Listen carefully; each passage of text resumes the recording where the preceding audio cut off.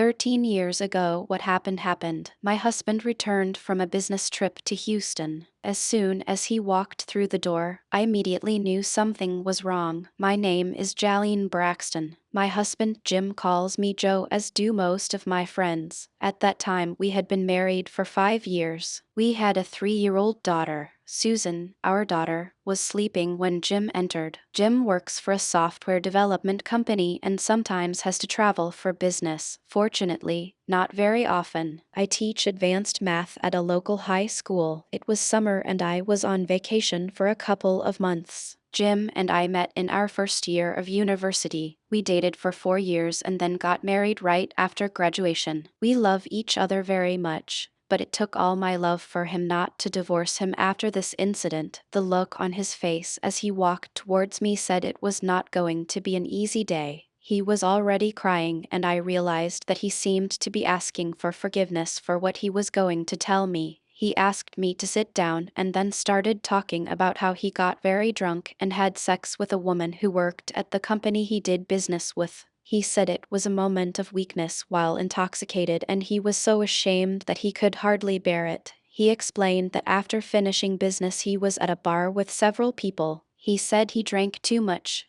Just like the woman, he took her to her room to make sure she was okay. One thing led to another and the next thing he knew they were in bed. After that, they both realized what they had done and they both regretted it. She was also married and felt as guilty as he did. Jim cried throughout his confession. I knew that he was extremely sorry for what he had done, but that did not justify his action. I appreciate your honesty and that you didn't try to hide it. I'm sure I would never have found out if you hadn't confessed. At least it shows that you feel guilty, but it doesn't justify the fact that you cheated. Please, Joe, I feel bad enough without your insults. Although I don't blame you, I deserve it. I'm so sorry. Baby, I can't tell you how sorry I am and how hard it is for me. I just hope you will find it in your heart to forgive me. He said, I don't forgive you now. I'm too hurt. How could you do this? Jim, we have so many good things. We have a wonderful little daughter, a good family. I know you blame some of it on alcohol, but that's no excuse. You shouldn't have ended up in this situation. I cried. Now I was crying uncontrollably. I could see that Jim wanted to console me, but he knew that I didn't want it. He cried too. I knew he felt bad about it, but it was damn bad. How long did you spend in her room? I asked. I think about 2 hours, but we fell asleep immediately after sex. I woke up and went to my room. I didn't stay the night with her. A few minutes later, Susan woke up and entered the room. I took her in my arms to pack our bags. I decided I couldn't be with Jim right now. Jim came into the room as I was packing my things. He begged me not to leave. Susan said, Where are we going, Mom? Honey, we're going to visit our grandparents. Hooray, I love visiting my grandparents. Is Dad going too? No, honey. Dad won't go this time. Oh, is it because Daddy's crying? Probably Susan. Dad will have to stay here. The look on Jim's face said it all. It was guilt, regret, despair, and remorse. I think I was pretty hard on him,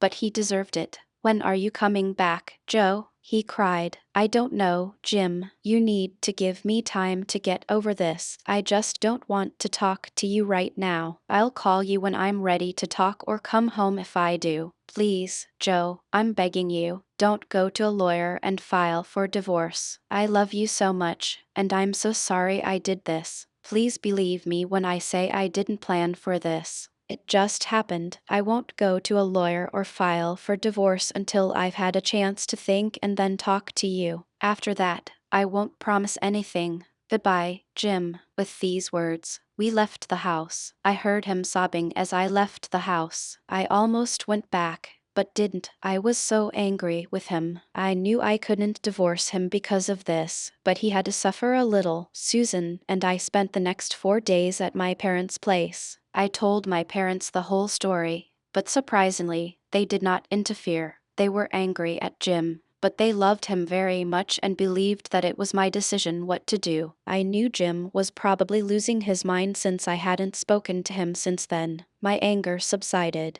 but I was still extremely hurt. After 4 days, I decided it was time to go home and talk to him. I called in the evening to let him know that I would be home the next day during the day, and we would talk when he got home from work. He seemed to perk up and said he really missed me and Susan. I arrived home a little earlier than I expected him to get home from work. I expected the house to be in disarray, but it was very clean. There was a huge vase of roses on the kitchen table. Typical for a man, I guess. I sat down to wait for his return. I had a plan that I thought would save our marriage. There was one part of it that I thought he wouldn't really want to participate in, but it was damn bad. This should have been a condition for not filing for divorce. Jim walked through the door smiling. It wasn't a big smile, but a smile that said he was glad I was back home. I left Susan with my parents for a couple of days. Jim and I needed to be alone. He came and sat down next to me on the sofa. He simply said, "I'm so glad you're back home, Joe. The last few days have been absolute hell for me." "Did you leave Susan with your parents?" "Yes, I decided it would be better for us to be together to figure this out." "I'll go first if that's okay, Jim." "Of course, but I also have something to tell you," he said.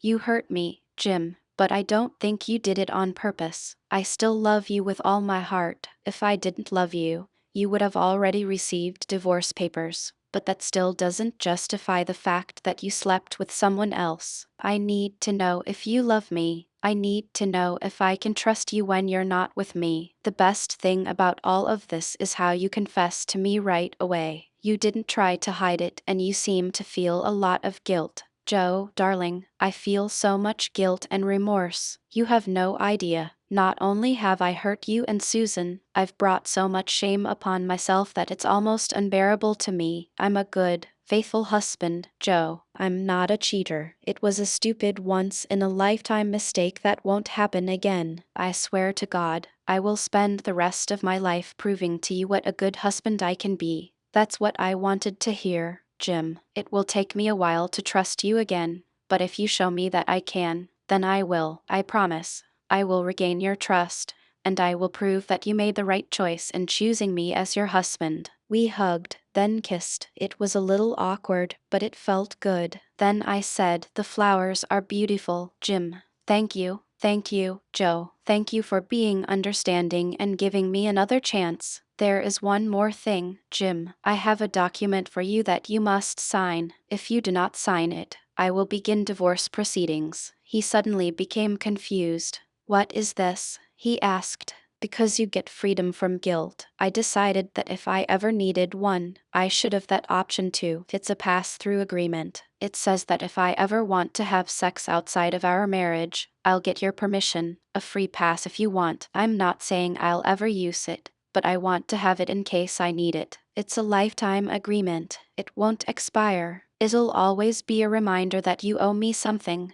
"Are you serious, Joe? Why are you doing this to me?" "Jim, in order for me to forgive you, you need to know that you owe me something. What's good for the goose is good for the goose. I have no plans to use him, but I want him here so you know that I'm serious." I decided that if he agreed to this, then he really loved me, and his betrayal was just an accident. "Okay, Joe, if this is what it takes, I'll sign it. I hope you're right when you say you don't plan to use it. I'll do anything to regain your trust." He signed the agreement. According to the agreement, I have the right to 2 hours of freedom. Just like him, I folded it and put it in a Ziploc bag, then sealed it in an envelope. I put it in my drawer. I knew I would probably never use it, but it would always bother him. After we sorted this out, I suggested we go for a romantic dinner and spend the evening. Jim agreed, so he made a reservation at my favorite Italian restaurant. We ate well, drank some wine, and danced a little. We returned home and made love. Immediately after that, I cried bitterly, hugging him tightly. He hugged me back and kept telling me how sorry he was. We both cried for a while, and then I felt much better. We lay hugging for quite a long time. I think we became much closer that night. I knew I loved him very much and never wanted to lose him. Jim became the perfect husband. He was so attentive and affectionate all the time. He truly regretted what he did and did everything he could to atone for his guilt. 13 years later, It's August and it's time to start a new school year. Today is my first day at work. I've been teaching for 18 years. We have a fairly large staff, so we have turnover and new teachers every year. When I say new, I mean new to our school and system. To help teachers new to our school, we have a mentoring system. Teachers who have been here for quite some time will be assigned as mentors to the new teacher assigned to them. I was assigned Rick McCoy. He is a math teacher and one of the new coaches. I was told he played football in college. We met the new teachers at 9:00 a.m. for coffee in the cafeteria and then had to sit with them throughout the week during faculty meetings to help them settle in and answer questions. We met for coffee and then talked a bit to get to know each other better. Let me tell you, Rick was extremely attractive with muscles bulging from his shirt. He had blonde hair, blue eyes and beautiful tan skin. I tried not to drool when I first met him. Rick told me he was 33 years old, divorced and had no children. He played football for Smooth. He was selected for the draft but was never able to break into professional football, so he decided to take up coaching. I told him about my husband Jim and our daughter Susan. At the end of the day, he came into my office to thank me for my help on the first day. I have to tell you, Mrs. Ray's Braxton, that not only are you a very attractive woman, but you are also very sweet. You treated me like a professional and not like some stupid jock. Many older teachers stereotypically treat coaches that way, but I assure you I am very intelligent. I look forward to working closely with you. There was this look in his eyes when he said that. I pretended to scratch my cheeks so my wedding ring could be clearly visible. However, when he said this, my legs gave way. Yeah, well, I'm looking forward to working with you too, Rick, and please call me Joe. Okay, Joe, should be a good year. I'll probably be spending a lot of time with you until I get comfortable here. I have to go, but I'm looking forward to seeing you tomorrow and maybe we can go out for a beer sometime. Is there anything where I can ask questions in an informal setting? He smiled and left before I could respond. I need to be careful. If I didn't know better, I would have thought he was giving me hints. Now I won't deny that I fantasized about him a little. We spent a lot of time together in the next few meetings, training, and various other activities that teachers do before the school year starts. He also often came into my office. It seemed like every time I turned around, he was there. He really turned on the charm, and honestly, it made me feel very attractive and sexy. I really enjoyed all his attention, but to me it was completely innocent. I knew he was probably giving me hints, but he knew I was married, so I saw it as just flirting on his part. To be honest, I flirted back too. Like I said, I liked the attention. On Wednesday of the following week, I received a call from Jim at work. He said he had to work late into the evening on a project that was due the next day. I told him it was no problem. I would wait with dinner for him. Since Jim came out, he has gone out of his way to always let me know where he is, what he is doing, and who he is with. That afternoon, Rick came into my office, as he did quite often, to ask me about school procedures. Today he asked me something different. Hey Joe, would you like to go out for drinks after work today? It'll give us a chance to talk in a relaxed environment. I still have a lot of questions, plus I want to get to know you better. I guess a red flag went off in my head, but to be honest, I didn't pay much attention to it. I wanted to meet him after school. After all, it was just an innocent drink with a colleague and an opportunity to share information. Since I was his mentor, it was important that I get to know him better. I'm not sure, Rick. I need to talk to my husband to see if we have anything planned after school. Let me talk to him first and then I'll let you know. I didn't say anything about Jim being late at work. I just wanted to ask Jim if he would mind if I stopped for a happy hour after school. I was going to tell him it was with some work colleagues. I called Jim and he said it was okay. I didn't say anything about Rick. I just said it was with friends from work. Rick returned to my office. I just talked to my husband, Rick. We don't have anything this evening, so it might be a while. We can have a drink and I'll fill you in on the first day of school procedures. Great. I'll meet you at the Old Irish Pub. It's a nice little bar not far from here. They have everything you want to drink. Yes, I know where it is. I've been there several times when my colleagues had an after-school happy hour. Okay, well then meet me there at Forza. He left with a rather big smile on his face. I felt a little guilty because I didn't tell Jim exactly what I was going to do. I convinced myself it was just an innocent little drink with a professional colleague and mostly a school thing. I guess it didn't matter that Rick was a super hot young bachelor who seemed interested in me. When I pulled into the parking lot, I saw that Rick had just gotten out of his car. He waited until I parked, then escorted me to the bar. We sat at a table near the back wall of the bar. There were already quite a lot of people there. Luckily, there was no one here that I knew. He ordered a beer and I ordered a glass of red wine. We started talking about school but soon moved on to talking about our lives. Rick told me about his marriage and divorce. Annie and I were married for 7 years before she came in one night and said she didn't want to be married anymore. She never told me why. After the divorce, she immediately moved to California. I always suspected she had someone else, but I don't know for sure. I haven't seen or heard from her since. We ordered another drink and continued talking. Let me tell you, alcohol really relaxes my tongue. I'm starting to talk too much. I told him about Jim and Susan. Then she mentioned that we almost got divorced 13 years ago. He wanted to know why. Jim was on a business trip. When he returned home, he admitted that he slept with a woman after he got drunk and helped her to her room. He was very sorry and cried throughout his confession. He deeply regretted what he had done and apologized again. He admitted his mistake and took full responsibility. "What have you done?" asked Rick. "I was deeply hurt. I took Susan, who was 3, and went to my parents for a few days. It was summer, so I didn't work at school. It almost killed Jim. He was broken and felt guilty. I returned home. A few days after it cooled down, we talked about everything and from then on we were fine. Did you want to take revenge on him? That is, you didn't consider the possibility of revenge by sleeping with someone," he said.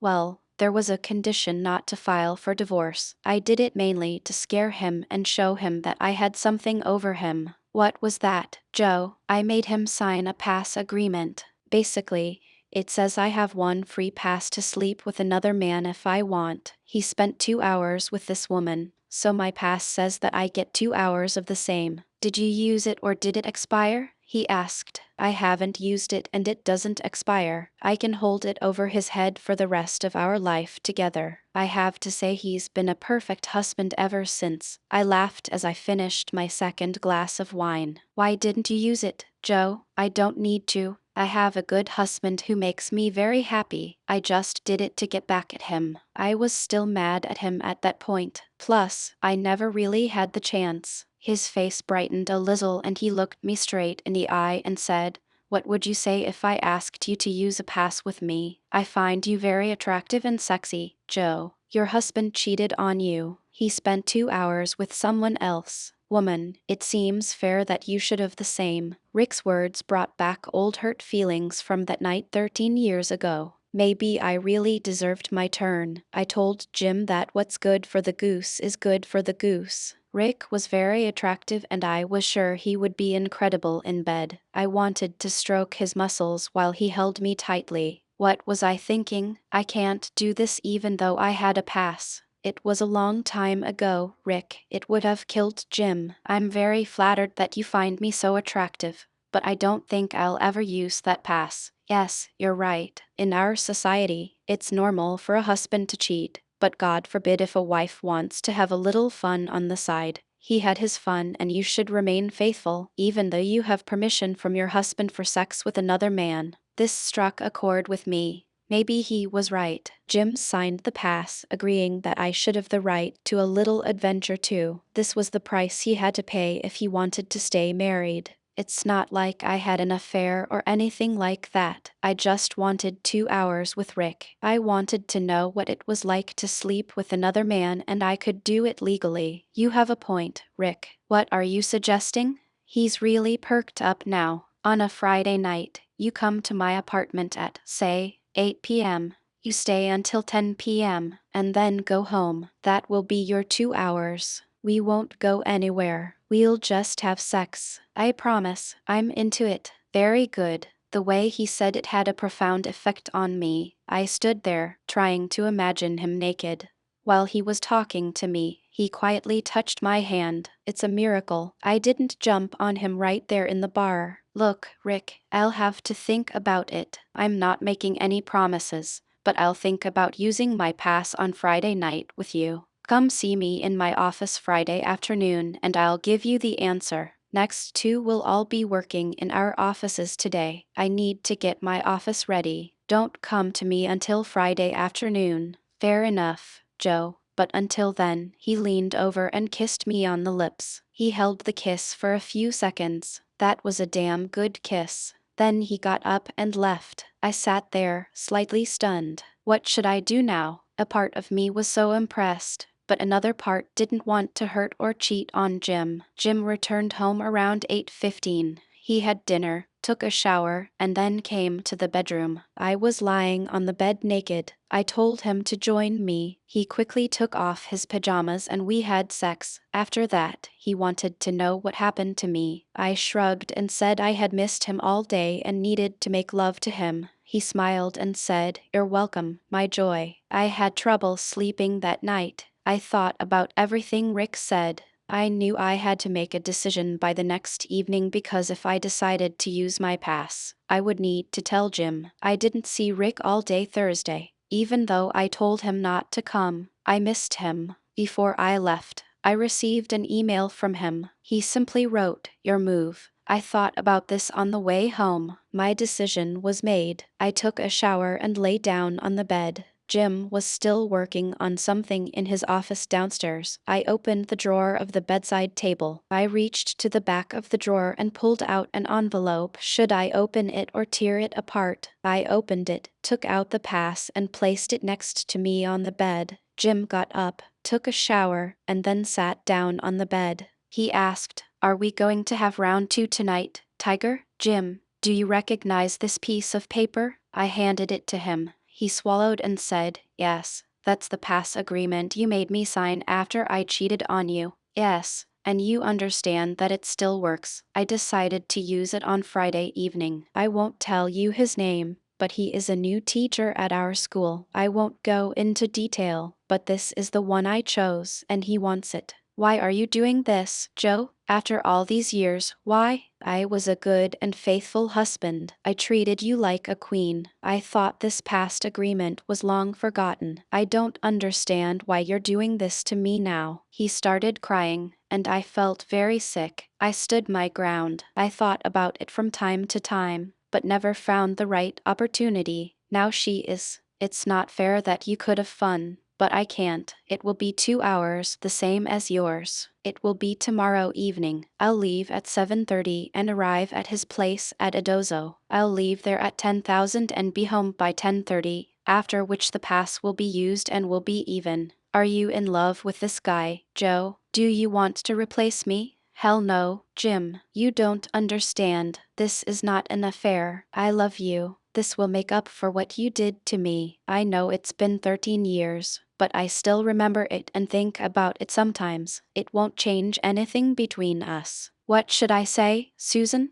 Why aren't you home with me? Remember, she's leaving right after school on a choir trip. Well, you've clearly thought of everything. I signed this agreement, Joe, but I never in my life thought you'd use it. I'm a man of my word, and I keep my agreements. I don't like it, but apparently I can't do anything about it. Can't help it." He grabbed his pillow and headed for the door. "Where are you going, Jim?" "I'll sleep in the guest room. Now I'm wondering why you wanted me so much last night." "Wait a minute. You were at that happy hour with him, weren't you? You were probably thinking about him when you were with him." "Me last night. Wow, I feel like an idiot," he cried as he left. "It didn't go the way I expected." He really looked wounded. He should have known this day could come. After all, he started it. He cheated on me. I just did what I had the right to do, didn't I? I got dressed and went downstairs the next morning, only to find that Jim had already left for work. If he was going to act like an asshole, then I was definitely going to sleep with Rick tonight. I tried to focus on getting my office ready in the morning. The more I thought about Jim, the angrier I became. He could be cheated on. But when the shoe ended up on the other foot, it was a different story. What a double standard. Rick walked into my room that afternoon looking pretty hot, to say the least. I thought about just sleeping with him right there in my office. It would show Jim something. He asked if I had thought about his proposal. I told him that I would be at his apartment at 8 p.m. He gave me instructions and left my office, seeming quite pleased. He said he couldn't wait. He thought about me all last night. I arrived home around 5,000 and started preparing dinner. Jim returned home around 5:30. He didn't say a word, he just sat in front of the TV and watched the news. Jim said he wasn't very hungry and hadn't eaten much. He came back and sat on the couch while I went upstairs to get ready. It was a little after 7 when I came down, dressed for a date. I didn't dress like a slut, but I looked pretty hot. I was wearing a tight skirt and a button-down blouse. Jim sat on the couch, staring at the TV. I sat down on the chair opposite him. Jim, I'm getting ready to go. Do you want to say anything? Yes, Joe, I have something to say. First of all, do you still love me? Yes, Jim, I still love you very much. This is what I'm doing to finally put closure on what you did to me. I'm sorry if it hurts you, but you have to remember how much you hurt me. Joe, not a day goes by that I don't feel pain and guilt for what I did. That hurt me more than anything, knowing that I hurt you. I'm going to tell you something. You're going to feel that pain and guilt. You'll suffer like I've suffered all these years. You're cheating on me, Joe. You can justify it with a damn piece of paper, but you're cheating on me unlike me. You're doing it on purpose. As you say, it will make you feel so much guilt and pain. Now he started crying as he broke down. I know who you're going to. I called and found out. He's younger, a very handsome guy. My biggest fear is that after you sleep with him, you won't want me anymore. You'll reject me like yesterday's trash. I'm really hurt, Joe, but you have your pass. So just remember that everything we do has consequences. I think you know that very well, and I think it will make you feel guilty. Maybe this is for the best. Maybe now you will feel what I felt all these years. I sat looking at the tears streaming down his face. I turned and walked out of the house, trying to convince myself that I was doing the right thing. He cheated on me. Now it's my turn to take revenge and put it behind me. As I drove to Rick's apartment, I kept remembering Jim's words. First, I knew I wouldn't stop loving Jim because of Rick. After this night, I will never sleep with others again. I just felt like this was my chance to have fun and get rid of the past. Jim owed it to him. Plus Rick was pretty hot. However, a feeling of guilt began to creep in. I parked at Rick's apartment complex a few minutes before 8. I looked at myself in the mirror, took a deep breath and headed towards the door. Rick answered the door wearing tight Wrangler jeans and a tight polo. His ass looked great in his jeans and his muscles were visible under his shirt. He hugged me, then kissed me lightly on the lips, inviting me in. He took my hand and led me to the sofa where we sat next to each other. He said, I can see you're a little nervous, Joe. So how about a drink? I know you like red wine, so I bought a bottle of Merlot. Yeah, Rick, I think I'd like a glass of wine and Merlot is one of my favorites, I said. He went to the kitchen and brought a bottle of wine, a wine glass and a beer for himself. He poured me some wine and raised his glass in a toast. To a very beautiful lady and a wonderful teacher, he said. I took a long sip of wine. I was nervous, but now I was no longer sure that I wanted to be here. I kept thinking about poor Jim sitting at home crying as I left. I hurt him very badly. He was right. I planned it, and I felt so guilty. What am I doing here? We continued chatting as we sat on the couch and sipped our drinks. When I finished my glass of wine, he took the glass and put it on the coffee table. He then moved closer to me and put his arm around my shoulders. He leaned down and kissed me, holding the kiss for a few seconds. He knew he only had 2 hours and there was no point in stalling. He pulled me closer and kissed me again. It was an open kiss, his tongue exploring mine. He was a good kisser, but I didn't feel anything special. I kept thinking about Jim. Rick then moved his right hand to my left shoulder and kissed me again. During the kiss, his right hand went down to my chest. He started squeezing it over her blouse. I pulled away from the kiss and pulled away a little. I started to feel very uncomfortable. He said, "Come on, Joe, relax and enjoy. I promise you'll love it. I'm a very good lover." I smiled a little and he put his hands back where they were. He kissed me again, then began to unbutton my blouse. He exposed my bra, then put his hand inside my bra. He started kissing my neck while doing this. I pulled away again. He came over, grabbed my shoulders and pulled me down so I was lying on my back on the couch. He was kneeling on the floor in front of me. His hand quickly went up under my skirt. It was a line. I pushed him away, then stood up. I started buttoning my blouse. "I'm sorry, Rick, but I can't do this. I know I have a pass, but I just can't do this to my husband. I love him too much. I need to get home to him before it's too late. You are a very attractive guy, and if I weren't married, I would have sex with you tonight. However, I'm married to a wonderful man and I won't cheat on him." He said, "You came here, got me excited, and now you say you're leaving. That won't do. You owe me. I don't owe you anything. Do you think that you are some kind of gift from the gods to women? I don't need some young handsome guy to feel like a sexy woman. My husband does this every day of my life. When I go back to work on Monday, I'll tell the vice principal to find you another mentor. Just stay away from me." I left his apartment, leaving him standing dumbfounded. I didn't care. I had to go back to Jim. This pass was a stupid idea and even stupider to try to use it. As I pulled out of the parking lot, I tried to call Jim. His phone went to voicemail. I left him a message. "Jim, honey, I'm so sorry. You were right. It was such a stupid idea. I want you to know that nothing happened. I wasn't in his apartment 10 minutes before I realized I couldn't do this. I felt so guilty and thought about you all the time. I'm on my way home. Let's sit down and discuss everything. I love you so much. I will never hurt you again." I was in a hurry to get home as quickly as possible. When I arrived at the house, I noticed that Jim's car was gone. I ran into the house screaming his name. I checked every room,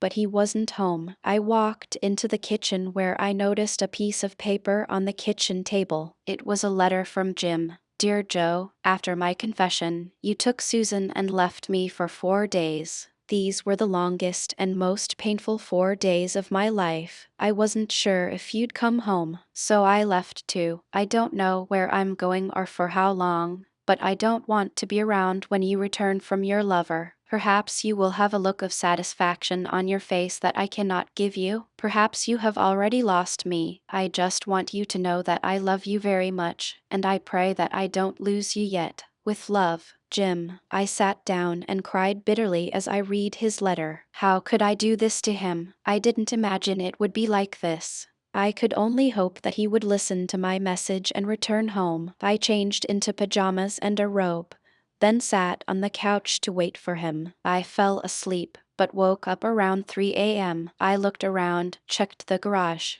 but Jim still hadn't returned. I returned to the sofa where I cried and fell asleep. I woke up around 8 a.m. the next morning. Jim was still not there. I made coffee and called his cell phone again. I was scared that something had happened to him. The phone went to voicemail again. I left him almost the same message, begging him to come home and assuring him that nothing had happened. I also said that I was worried that something might have happened to him. I decided to kill time by cleaning the house. I cleaned the house from top to bottom so Jim could come home to a clean house. He always liked it and he always helped me with the cleaning. After lunch, I sat on the couch wondering what to do. Should I have called someone? Should I have checked the hospitals? I didn't know what to do. My eyes were red from crying so much. I heard a car drive into the yard. I heard the car close and then the front door opened. It was Jim. He looked terrible. His hair was tousled, he was unshaven and his clothes were wrinkled. He smelled like alcohol. He walked over and sat down in a chair next to the sofa. He said, "I just turned on the phone about half an hour ago. I heard your message and came home. I got really drunk last night,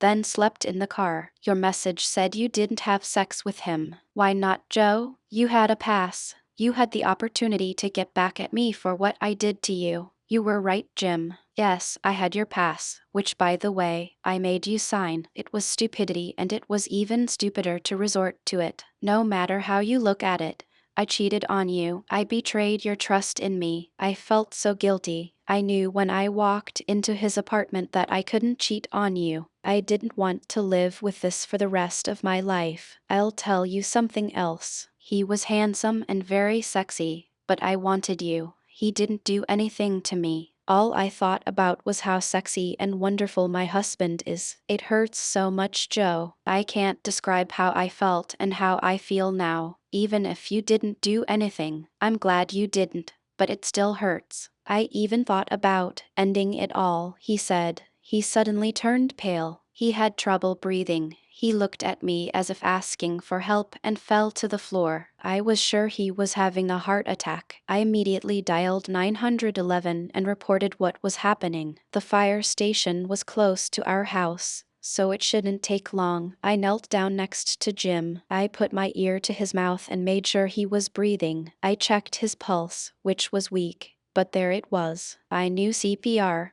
but wasn't sure if I should start it since he was breathing and had a pulse. I was just about to start CPR when I heard the ambulance and fire truck siren. I decided I'd better let them handle it. They had advanced life support capabilities. 2 paramedics and 3 firefighters rushed in as soon as I opened the front door. They immediately began connecting Jim to the telemetry and to the ED. They sent signals about his condition to the emergency room where a doctor monitored him. The doctors were in touch with the doctor via radio. They started the Roman 4, then began preparing to administer some of the medications the doctor ordered. The heartbeat was displayed on the screen as Jim was connected to a variety of technologies. Suddenly, the pulse line became straight, and the alarm went off. The ED lit up, and a warning sound sounded after, which the medic said, "Be careful," and stepped back. The ED delivered a shock. Jim's whole body jumped. The line hasn't changed. Another warning, and he was shocked again. There were still no changes. Nobody said anything. Jim's life was in the hands of this machine. The machine gave him the 3rd rank. He took off from the floor. I watched in horror as my husband lay on the brink of death. Then a heartbeat signal appeared. "He is back." They administered the drugs, then prepared him to transport him to the hospital. I went in an ambulance to the hospital. He was taken to the emergency room, and I was asked to wait in the waiting room. I knew I had to call Susan, so I dialed the teacher's emergency number. I knew this teacher well, so I told her what happened. She said she would find Susan, the assistant director, and call her back. A few minutes later, Susan called crying. I explained to her what was happening, but told her not to worry. The assistant director answered the phone and told me that they were taking Susan to the hospital. The journey will take a couple of hours. About an hour later, the doctor came out to tell me that Jim was resting in the air. He was kept under heavy sedation, but his condition was stable and not life-threatening. They also did a lot of testing. When Susan finally arrived, she was taken to the emergency room to see her father. She cried when she saw him lying there. I'll never forget what she said. "Mom, please don't let my dad die. Your dad is not going to die, Susan. He is a strong man. He will survive. This hospital is very good and he is in good hands. Now we can only pray for his recovery." We stayed in the hospital all night. The next day, the doctor told us that Jim had blockages and would need a triple bypass. This operation is now quite routine and he will be as good as new. Jim's medical history showed that his father and grandfather had early heart problems. It was probably genetic. Jim had surgery 2 days later. It went well and he seemed to recover quickly. Shortly before his surgery, when we were alone in his room, we talked a lot about what had happened. Jim was convinced that I was telling the truth and that nothing had happened between me and Rick. There were a lot of tears and hugs, but we discussed everything. I took the pass out of my purse and tore it into small pieces in front of his eyes. I'm sorry I ever made you sign this, Jim. It was stupid and unnecessary. I love you so much and need you more than you will ever know. Jim replied, I love you too, Joe. I'm glad you remain faithful. If I don't survive this operation, know that I will be waiting for you in heaven. Jim, you'll be okay. I know there are risks, but this is not your time yet.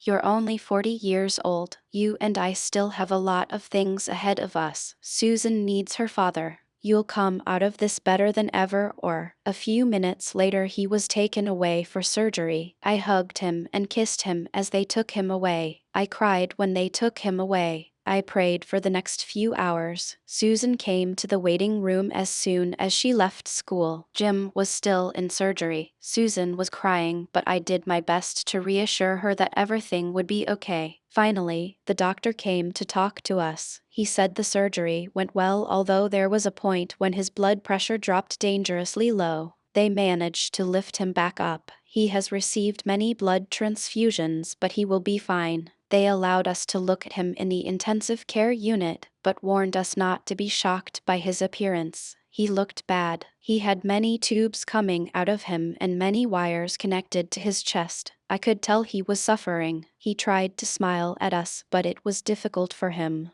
We both took his hand and told him how much we loved him. After that day, Jim recovered quickly. After being released from the hospital, he spent a little over a week recovering at home. He was determined to return to work. Jim changed his diet, joined the gym, and now looked great. He also gained muscles. Jim and I talked a lot while he was home, but it was the night before he went back to work that we finally reached closure on everything. We were sitting in bed that night when suddenly Jim said, "Tell the truth, Joe. Were you interested that night with Rick? I mean, did you deep down really want to know what it was like to be with someone else? He's younger than me. He's probably better looking than me. Don't get me wrong, I'm really glad you didn't, but didn't you think you deserved it after what I did?" Jim, remember that night, right before I left, I asked if you had anything to say. I can tell you that what you said greatly affected my attitude. You told me how you suffered and punished yourself. You felt like you let your family down. You also pointed out to me what I was going to change to.